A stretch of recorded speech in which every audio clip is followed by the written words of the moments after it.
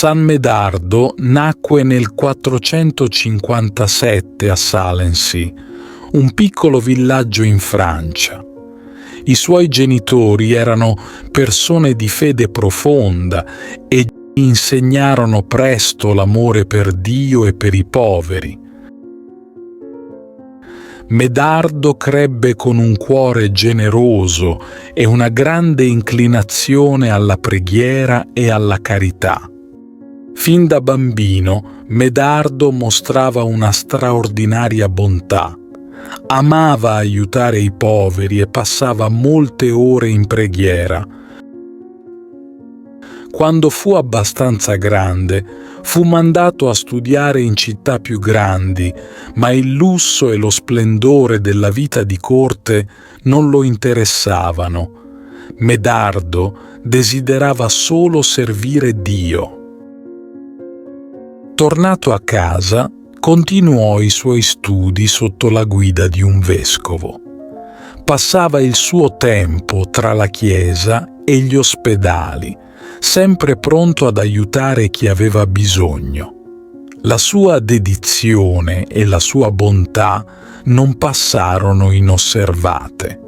Il vescovo lo ordinò sacerdote quando aveva 33 anni e Medardo divenne presto molto amato dalla gente per la sua dolcezza e la sua capacità di parlare ai cuori.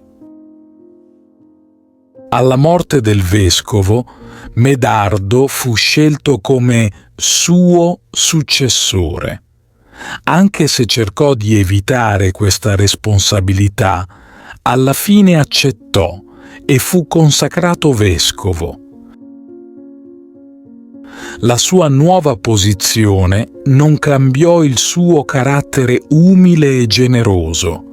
Continuava a vivere in modo semplice, dedicandosi con ancora più impegno alla sua missione. Medardo spostò la sua sede vescovile in una città vicina, devastata dalla guerra, per essere più vicino alla sua gente. Continuò a lavorare instancabilmente, aiutando i bisognosi e predicando con amore. Alla morte di un altro vescovo, gli fu chiesto di guidare anche quella diocesi, e così Medardo divenne il pastore di 2 comunità. San Medardo morì nel 545, pianto da tutti come un padre e un protettore. Fu seppellito nella cattedrale di Noyon, ma poi il re volle che fosse trasportato a Soissons.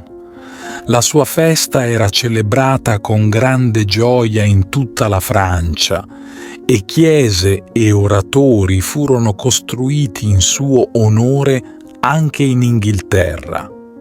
Una reliquia di San Medardo è conservata in una chiesa a Parigi, dove ancora oggi è venerato.